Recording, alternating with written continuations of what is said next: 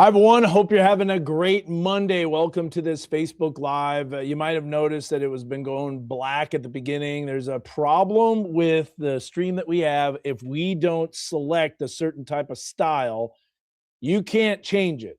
And so I had to go kind of back and forth. It's a bug that needs to be fixed. It's nothing that it's on our end, but I am going to immediately tell them, hey, we got to let them know about this. How's everybody doing there out in Facebook land and Twitter and X, I guess you call it now, which has been updated many years, but I still call it Twitter at this point. We got a lot to talk about, including storms, severe weather potential, heavy rainfall. Yes, I know people are asking about the potential for tornadoes, which obviously always comes with any severe weather risk. So the tornado threat isn't super high at this point, but I can't say it's zero, especially for Friday afternoon into the evening, and maybe even Friday night. So we'll break it down for you. First of all, though, we might have Davion join us a little bit later. He's doing some stuff behind the scenes. We got meteorologist Leslie Castro, who's been working hard basically all afternoon and early evening. Before we get to that, and before we talk about anything, I want to show you something that meteorologist Leslie Castro did.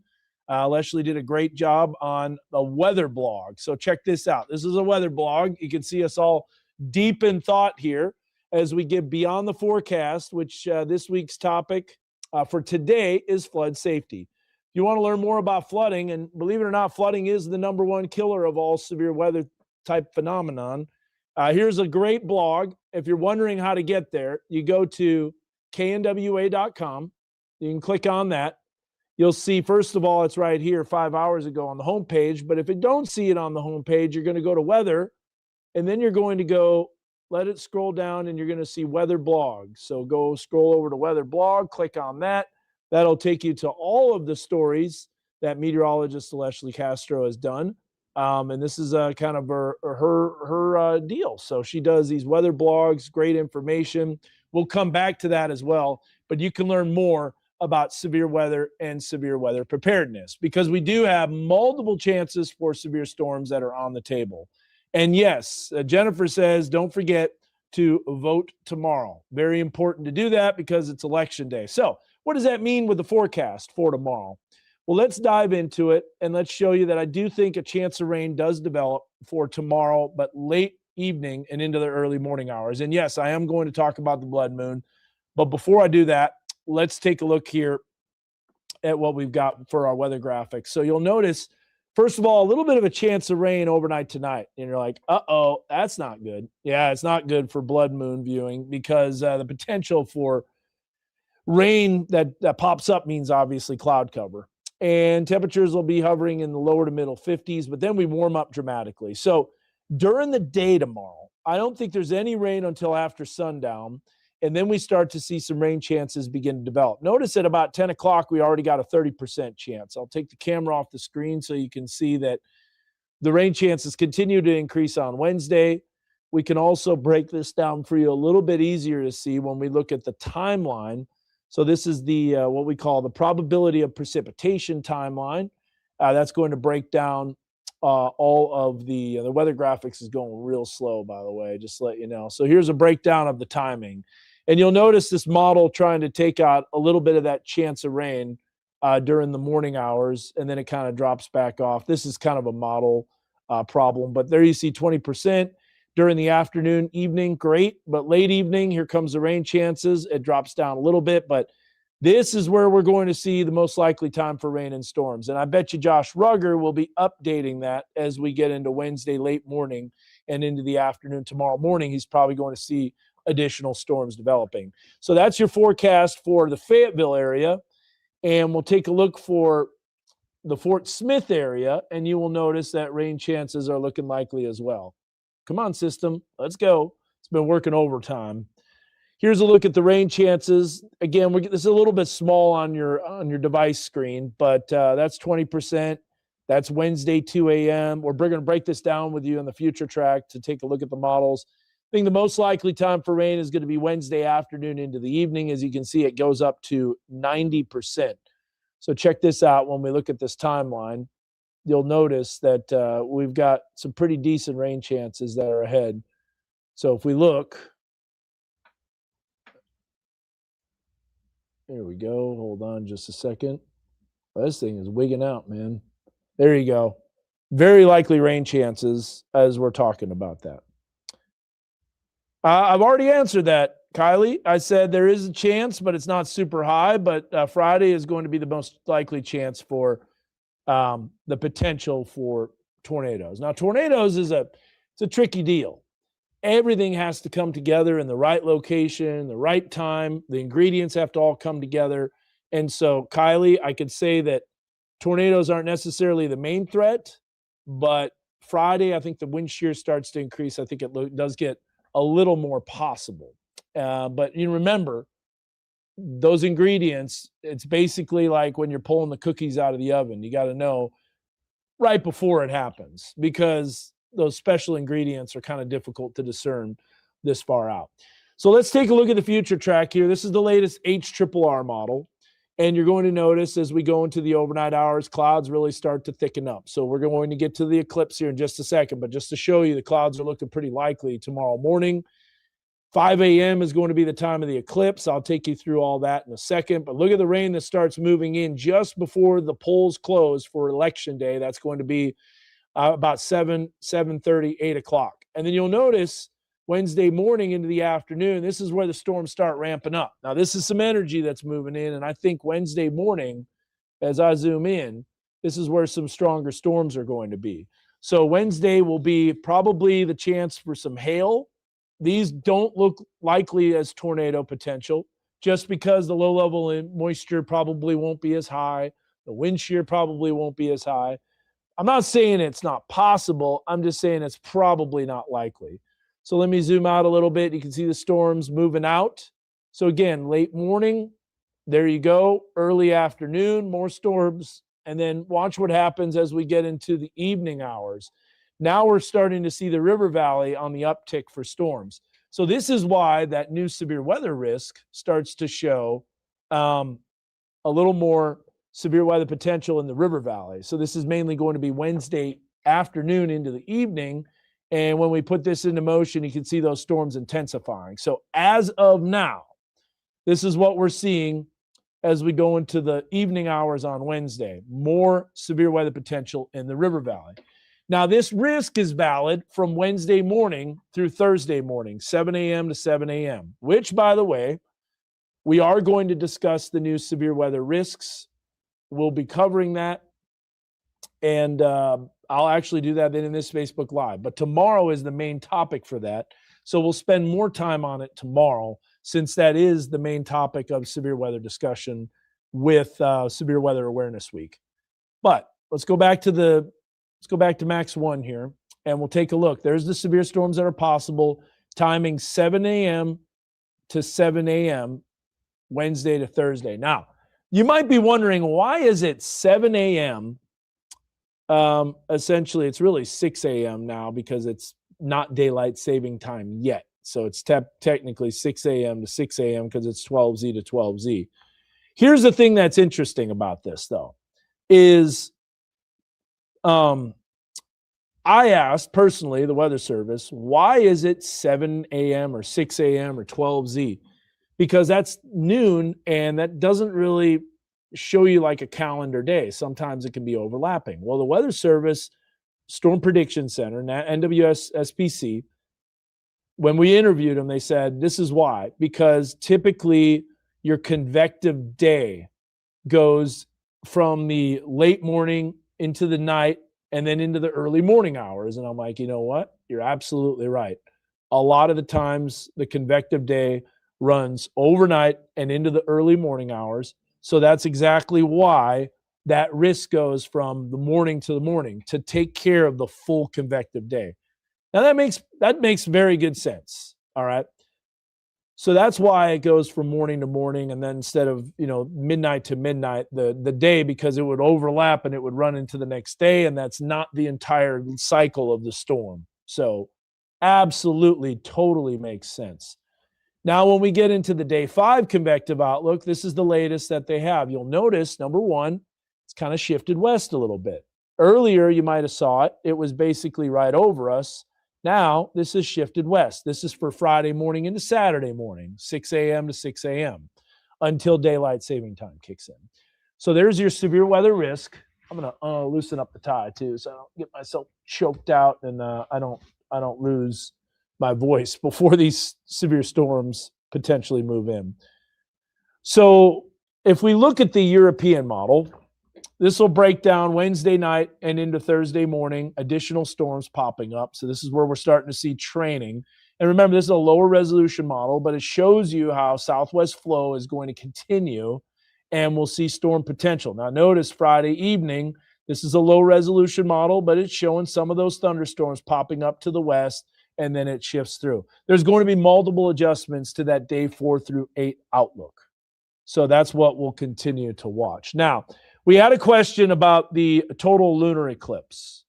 And let me go ahead and then look at this here.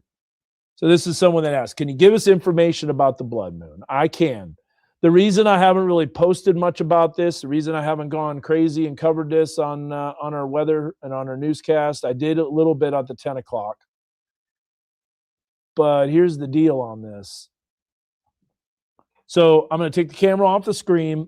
This is all the information that you need to know. So first of all, with the total lunar eclipse, and I think what I can do is I can come over here and we can look at this. So first of all, what's going to start is the moon is going to start getting partially covered by what's called the Earth's penumbra. Now, I could tell you firsthand, this is not exciting. You don't even want to get out there at 2:44 a.m. You're not going to see anything.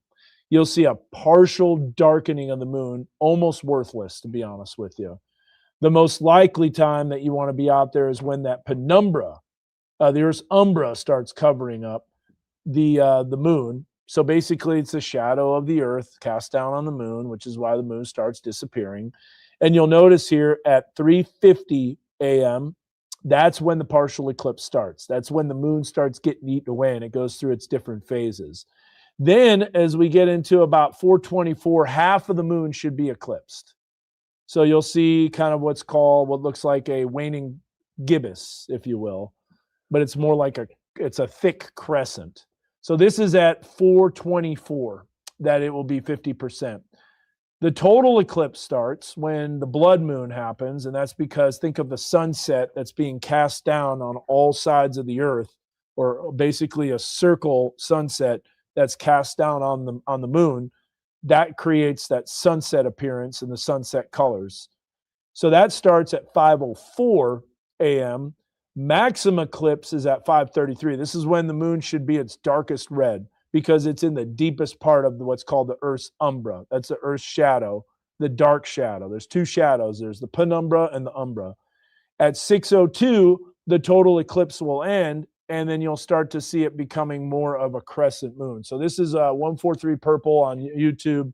This is information about the lunar eclipse for our time. This is Central Standard Time, CT, Central CST. And then by 6:47, even though the moon will be partially eclipsed, let me go back to that. Even though the moon will be partially eclipsed at 6:47, it starts to set below the horizon. Now, the problem is there's two things that are wrong. Number one, there's a lot of cloud cover coming in from the west, which I will show you. The next problem that's going to happen is when it's low on the horizon, all those clouds out west are going to block so it's not directly overhead. So you probably won't get much of a clearing and you won't see much. So if you're waking up early in the morning, don't expect to see a good show. And here's the reason why. We look at the satellite and radar and you can see the abundance of clouds that are streaming in. Now remember, you're setting in basically the due western sky and you can see all those clouds that are rolling in. Not only that, but there's some thicker low-level clouds that are starting to move in as well. And we can look at that when we check out this right here. So this is known as nighttime satellite products. Bring this up here. So this is on the College of Dew page, and this is called nighttime microphysics. So basically what it is it's a different type of satellite that shows low clouds, shows high clouds, So if we look right here, these are all low clouds that are starting to develop. There's low clouds on the front. There's also high clouds that are streaming in, and you can see the way they're on the increase. Maybe there's a break in the river valley, but it's not quite certain. And those clouds just continue to be on the increase. And so we still got a little while before you see the total lunar eclipse. So there you go for that. And then here's what he says. The NWS also starts out there 6, 7 a.m. because 0Z GMT, which means international observers can follow no matter what country they enter time zone they're in. That's right. So that's the best thing to do. Have we talked about the weather potential Wednesday? Just seeing this. Yes, we have, but we're going to cover it again, and we'll take a look here. So let's go back to this extended forecast. And we're going to look at the high-resolution satellite imagery. And you're going to notice here, there's the rain that starts moving in Thursday night. So Thursday night around 7 p.m., additional storms popping up in the morning hours, about 7, 8 o'clock in the morning. Now, keep in mind, this is just a computer model, and so it probably doesn't have the timing perfect. But as of now, this is the latest information we have. It does show cloud depth, that satellite product. The other clouds were cirrus clouds, and then you can see those light yellowish clouds were low-level clouds full of water. So it tells you water droplets not instead of ice. So that tells you they're low clouds. Also tells you about fog too. It's a really cool RGB, red, green, blue, infrared channel product. So going back to this, you got storms that are rolling in, additional rain. Now remember, you guys are asking questions about tornado potential. It all depends on if there's clearing, if there's a lot of cloud cover and rain ahead of time. That's going to limit the instability, which will lower the severe weather potential. So these are all pieces of the puzzle that aren't even out of the puzzle box yet. So we don't even know what pieces of the puzzle we have to put together. We know what could happen, but all of that has to come together in order to form tornado potential. Now, I will say this, there's plenty of energy moving in. And when we put this into motion, you'll see those storms really starting to crank up in the river valley. And then you can see more storms that develop into the evening. And this is more of the training of the storm. So severe weather risks. Now, let's talk real quick and briefly about the severe weather risk. So we've got the day 3 convective outlook, Wednesday into Thursday. Make sure this is the same. Stand by here real quick. Yeah, it's the same. So if he ever enters the studio, I'll be able to see. Oh, no. Southwest flow. Cold weather, we haven't talked about that, but I think late next week we are going to get a little colder behind this system, and I'll show you the reason why. But, okay, so this is the day 3 convective outlook. One thing you'll notice is that if you are a big, basically, weather lover and you watch a lot of these live streams, you probably have seen before a level 5 high risk on a day 3 convective outlook. Number one, this is our new color scale that we have. We match the Storm Prediction Center to the T, not only with colors, but also with the outline of the convective watches. I mean, the severe thunderstorm outlooks. So in terms of the convective outlook areas, the marginal, the slight, enhanced, moderate. So this is the old version. I want to show you the new version. I mean, excuse me. This is the new version. I want to show you the old. So this is the old. Number one, the colors, not a fan. Way too bright. And honestly, like, not very easy on the eyes. But see how it has a level 5? So again, we go back to our risks now. Much more simplified. Gets rid of the 4, but notice there's something else that's been added. So there's SIG 1 and SIG 2. Do you see that to the right of those scales, if you will, levels of severe weather potential? SIG 1 means that it's kind of like the old hatched area. And SIG 2, you can see how it's, a hatched area that runs from basically upper left to bottom right, completely different texture. This tells you that the storms are going to be a little more intense and a little longer in duration. So we've got more significant weather. So now they can highlight, even though there's no high risk, they can say, you know, hey, we've got the potential for some significant weather, but, you know, basically a high risk on the day 3 doesn't happen because there's just so much uncertainty. Just like we talked about, those pieces of the puzzle have to come together. So that's one thing with the new risks. The next thing is when we look at the day 1 and day 2, they do have the high risk. But now look, the significant, the hatched area, it's no longer there.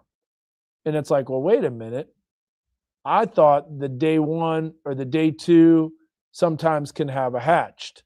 Well, now it's in the probabilistic outlooks. So if you look here at the different probabilistic outlooks, the old probabilistic outlook is right here, the day 1 tornado. Number 1, you're going to notice we have very low, low, medium, high, and extreme. So we had 5 scales. Well, problem is that now the percentages are a little bit different. And you'll notice that this says hatched area, significant EF2 plus. So that tells you a range of EF2 to EF5 tornadoes if you're in a hatched area. But that doesn't really narrow it down much. So the National Weather Service Storm Prediction Center said, you know what, we want to make some changes and adjustments because we've actually determined that we can tell the strength of tornadoes by looking at the environment, by looking at the ingredients. And so let me show you what the new TOR risk looks like. And by the way, we copied exactly the same colors. And now look, there's 7 scales instead of just 5. So at this point, I couldn't be like very, very low, low, low, medium, medium, high, extreme. I was just like, okay, wait, at this point, I can't say any more, you know, words to summarize. So I'm just going to give the exact percentages. Now, this percentage might be a little bit unusual, but what it is basically showing the probability of a tornado within 25 miles of a point. So this is 2% above climatology. There's 5% above climatology, 10, 15, 30, 45, and the dark blue is 60. My goodness, if we ever see a 60%, that would be unreal. But now you get to see this. Look, they have a SIG 1, SIG 2, SIG 3. If you're wondering what that SIG means, we actually got a blog on this. And so you can kind of follow me over here to the weather computer. And we're going to bring up the weather blog. And guess what? Aleshley has done an amazing job. We're going to take you through all this. I'm going to bring this up on weather too. So I'm going to show you this real fast. All right. So we'll make this full screen. So this is the weather blog.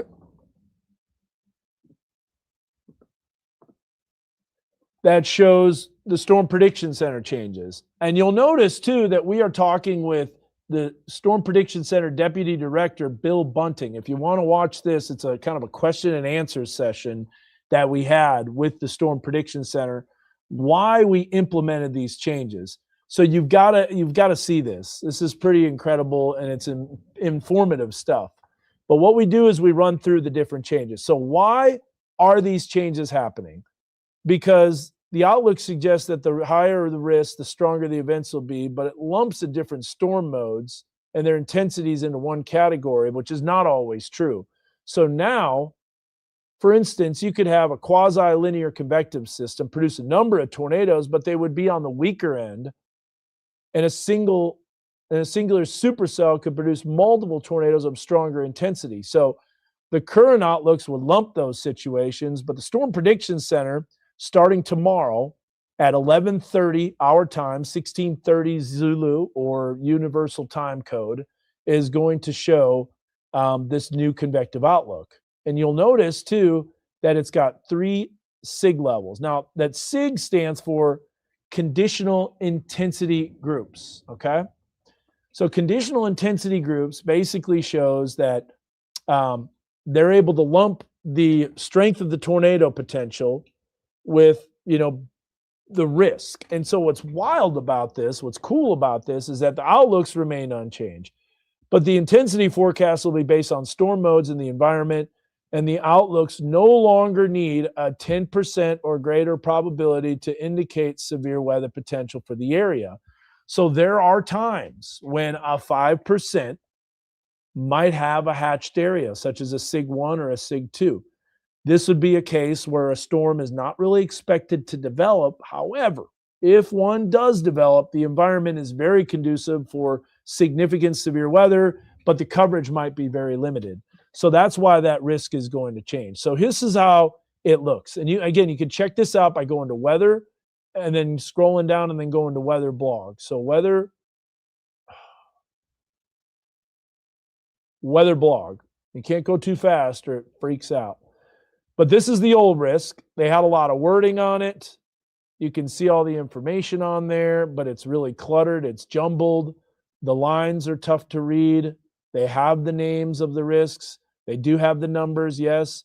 But now this is the new risk right here. Notice there's no conditional intensity groups. And the reason for that is because, look at how the risk is. So you can see they've got the level 1, 2, 3, 4, 5 on the risk level. Yes, they still will have the general non-severe storms. Here's a look at the tornado intensity. This is the old. Notice the hatched area is basically everywhere. You've got 30% everywhere. But if we look at the new conditional intensity groups, now you're able to see, oh, wow, 5%, but I could still see a strong tornado, which, by the way, a level 1 is EF2 or greater. So I'll show you here when we go to weather 1.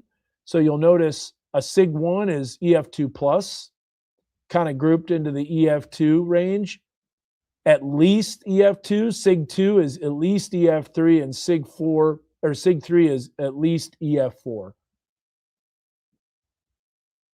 So this is interesting. And this is going to change the name of the game for these convective outlooks. We'll go back here. We'll take a look at this again, and you can look at all this. Here's a look at the distribution too, by the way, if you want to see. So less than SIG 1, when there's no hatched area, it shows the multitude of tornadoes are essentially EF0, EF1. Yes, there are exceptions, but they're extremely rare. Then you can see when the SIG 1 starts to show EF2s a little more, SIG 2, EF3s a little bit more, and SIG 3s have EF4s, but EF4s are rare, as you know. So there you go. You get to see, you get to read all that stuff. So here's the breakdown. Max expected is EF2 plus, max expected EF3 for SIG 2 and EF4. Then there's the wind outlooks. Now, this is also different. And the reason I'm breaking all this down, and Leshley's going to cover all this coming up in Beyond the Forecast tomorrow. So make sure you tune in. 479 First. It's our streaming channel. You can find it on Roku, Apple TV, Amazon, all sorts of places. You can even find it on our webpage, NWA homepage. You'll see at the top, watch 479 First, 12:30 to 1. Leslie is going to be covering all this with the new Storm Prediction Center outlooks and going through the blog as well. But since a lot of people are wondering about it, I won't be on Beyond the Forecast tomorrow because I've got an event that I got to do. Notice how this just kind of has wind everywhere. And so it shows basically the wind everywhere that's got a hatched area. But you can't differentiate where the strongest winds will be. But if we come back to here, you'll see right here, they're expecting the wind intensity to kind of be more of the, 64 knots plus, which is 70 miles per hour or greater. And then all storm modes greater than 65 plus knots, which is 75 miles per hour. So you got less than 75, you got 75 miles per hour greater. SIG 2 is bow echo or derecho possible. And then a high-end derecho would be SIG 3. Notice how this does extend outside. And if you look at this one doesn't. This does extend outside just a little bit. So it tells you that, yes, you might be on the lesser coverage, but you still have the potential for just as intense storms. So this also has SIG 1, SIG 2, SIG 3. We'll go back into this with our wind threat. And now you get to see And it says it on there, 75, 85, 95 miles per hour. Like I said, I do probably need to change that labeling so you can see it a little bit better, but that gives you an idea of what we've got. All right, back to this, the hail intensity. Now, hail intensity only has two levels, SIG 1 and SIG 2. The reason there's no SIG 3 is once you're getting above 3.5-inch hail, first of all, 5-inch hail is extremely rare. Probably won't even verify if you had a SIG 3, and there's just really no reason for that. So it's like, if you're getting up to 3.5 inches plus, you're already getting some massive hail, and anything bigger than that is just, destructive as it is.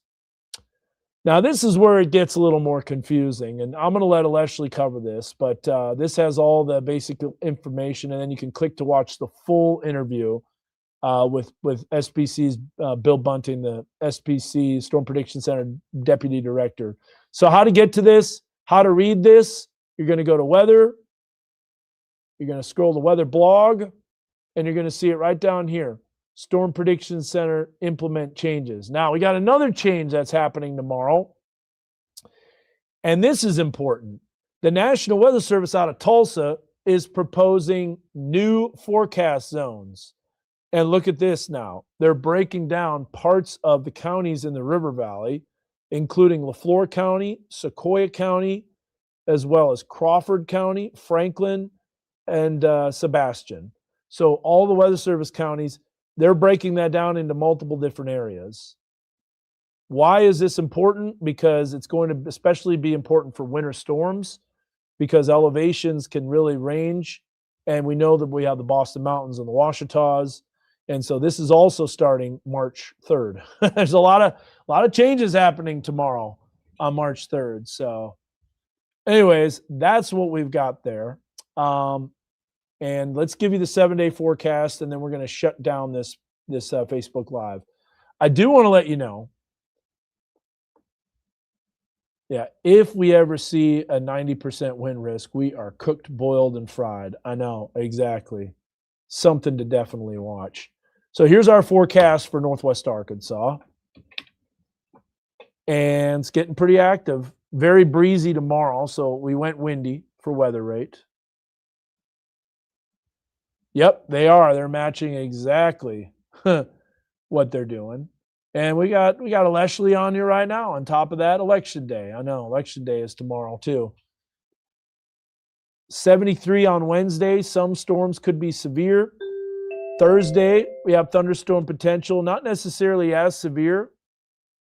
And Friday, we've got some storms that will be severe. But here's the thing about Friday. Notice how we don't have a time on there. Well, there's good reason for that, because honestly, the timing could change because the system does appear to be slowing down. So that means while the severe weather threat might be greater to the west, we'll still have the heavy rain potential. Saturday, we got 68 degrees. That could be bumped up if it slows down. Sunday, we got more rain. And then, by the way, we got a big system coming through late midweek next week. And exactly, Randy, it is still a ways out. It's the wonder of nature, baby. You got it. Just like Twister. And honestly, this is a ways out. And I know there's going to be a lot of naysayers on the forecast. And we're not saying exactly when there will be severe storms. We know that there's a potential for that. Pattern stays active into the end of next week. And let me show you this real quick before we leave you. So here's a look at the European model. And we're not going to go, like I said, we're not going to go into all the parameters. There's just no reason to do that right now. There's no reason to go into parameters with all the details, with all the stuff.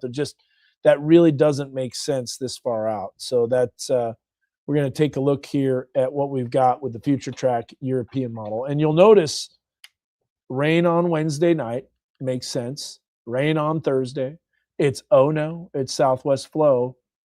Then as we go into our Friday, March 6th, more storms popping up.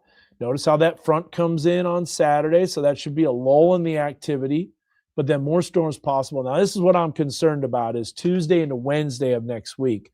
So we've got storms that are starting to develop, and this looks like a pretty intense system. This spells severe weather potential. Now, if it slows down, it will be more March 11th into March 12th, which is obviously a possibility. Also, too, it shows that there's some cold air to work with. So that tells you the jet stream is going to be pretty stout. So that is Wednesday night and into Thursday morning as that system zips out, as of what it shows now.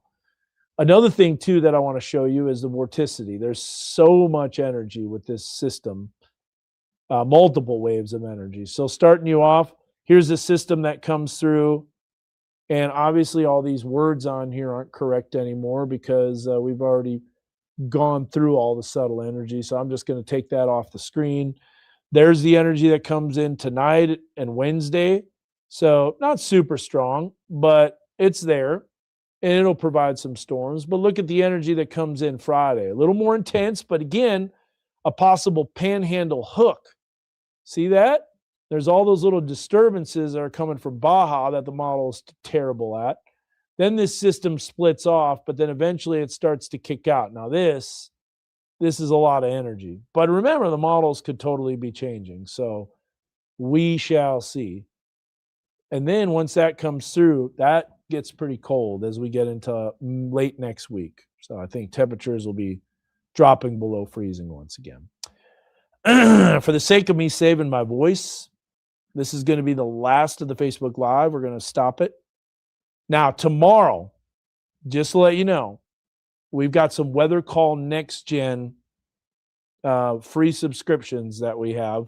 And what we were going to do is tomorrow night, because tonight I didn't really have time, but tomorrow night, we're going to have you join on the Facebook Live. And over the next couple of days, we'll be able to give away. We have a handful of free subscriptions for 1 year. If you want to sign up for Weather Call, by the way, to get ahead of the storms, and we're going to talk about alert types and all that stuff and ways to keep up with alerts. That's when we're really going to hammer down Weather Call Next Gen. But this is a great service. If you are follow or if you are a part of Ryan Hall when he does his live streams, just to let you know, it's the same service that we have. It's called Weather Call Next Gen. We've had it for a long, long time. And I want to show you the page. I'm going to post it. And it's just about $12 a year, $1 a month. If you want lightning data, it's a little over $1 a month. So just think about buying 2 coffees at Starbucks. That's what you can do to protect yourself. This is the website. So you should be able to click on it. That gets you signed up. It will give you site-specific warning information for severe thunderstorm, for tornado, for flash floods. And again, like I said, we've got some free subscriptions. So next couple of live streams, you'll be able to hop on there and see if you're a winner. Let me bring this up real quick and show you all the stuff that it does. So Weather Call Next Gen, a great service. This also will give you the QR code too. I'll bring this up on Max 1. So here is a Weather Call Next Gen hyperlocal alerts. You get calls, texts, and emails, subscribers that are only within the storm polygon. You know, there's not many services that will call you if you're in the path of the warning. There are services that will do that for, like, you know, the county or the zip code, but not necessarily exactly located to the storm system. The weather radio, which is a great source of information, is not warning site specific. It's not geo-targeted to the warning, unfortunately. I've tried to develop technology, wasn't able to make it happen, but tornado confirmation calls too. Imagine a tornado warning gets issued and then one touches down and it gets upgraded to a confirmed tornado or observed tornado. It will call you and tell you that a tornado is on the ground doing damage. Extreme severe thunderstorm alerts, such as hurricane force winds, golf ball size hail. That's known as a considerable severe thunderstorm warning and destructive severe thunderstorm warnings. And how about this? You can't get on an app on a landline phone. And a lot of people live in rural locations and the landlines are kind of coming back. So calls to landline phones, rural locations, very important. And just scan that QR code. It'll take you right to that website to sign up. So tomorrow we'll be doing a free giveaway for a year. One lucky person will get picked for Weather Call Next Gen, and we've got a few more to give away. But now is the time to subscribe and sign up, and that will get you ahead of all the severe storms. Speaking of severe storms, just before we leave you tonight, guess what? The National Weather Service Day 2 convective outlook from the Storm Prediction Center has just been updated, and you will notice they've got that marginal risk out west. Don't those colors look great? Man, I love that. So that is the Day 2 convective outlook for Tuesday into Wednesday morning. And you'll notice that there's not a marginal threat. So the storms that are coming in after 7 a.m., that might be included in the Day 3 convective outlook. But this is Tuesday into Wednesday. Really, actually, it's Wednesday. It would be Wednesday morning into Thursday morning because it's not quite midnight yet. So that gets a little bit confusing. But that is the new Day 2. Here's the new Day 1. There's the new Day 1 convective outlook. And so this is Monday morning into Tuesday morning. So that's what's happening now. So thunderstorms are probably going to pop up overnight tonight and into the morning. But this would be Tuesday morning into Wednesday morning. It can get a little confusing when it's not midnight. But that is the new Day 1. And I do believe that's the new Day 2. And they don't have the new Day 3 updated yet. That's the old one. All right, guys. And yes, it is 100% going to rain. If you haven't seen yet, here is the QPF 7-day precipitation forecast. It's a lot. It's a lot. 5+ inches as it populates on the screen. Now, this will get updated. This will adjust. This will shift. But I think you get the idea that heavy rain is going to be a good possibility. Boy, do we need it. We sure need it. Maybe not that fast, but we do need it. Okay, guys, thank you for joining this live stream. Again, to iterate, we got multiple chances for severe storms. We got rain tomorrow night and into early Wednesday morning. We got thunderstorms Wednesday late morning into the afternoon. Severe weather potential in the River Valley Wednesday evening, afternoon, evening. Break in the severe storms on Thursday. More energy Friday night, bringing storms, heavy rain. Another severe weather potential March 10th, 11th, 12th of next week. So some active weather coming. Weather Call Next Gen. We'll be doing a live free giveaway tomorrow night on the Facebook Live. We'll keep you up to date with all the information. And we got some new stuff that we're cooking up. Let me see real quick. And let me go to edit. Oh, let me look at something here real quick.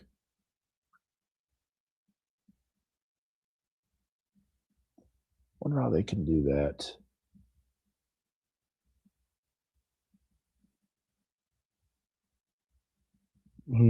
Studio mode. That's what I want to see. Let's see something real quick. Yes. Okay. So this is some of the new stuff that we've got. I'll be able to transition to this. So this is basically our full live stream. So we've got warning information, we got the amount of warnings, we've got severe weather maps. And so this is basically our stream beefed up big time. And we've got some other stuff too that we'll share with you. We can bring up iDrive Arkansas cameras. We can bring up that along with the weather producer screen, PCR, all sorts of different stuff that we can do when we are giving these live reports. So let me show you that. There's all the iDrive cameras. So we can bring up multitude of iDrive cameras. We can bring up a multitude of WeatherBug cameras. We are ready to go. Davion and Leslie have done some training today. We'll continue to do training. We're going to gear up for severe weather potential. So we'll be watching everything and keeping you updated. And with that, we're going to end this Facebook Live. We'll bust out the 8-ball tomorrow as we get a little bit closer. But guys, thank you so much for watching. Appreciate you. Take care. God bless. And we will see you tomorrow.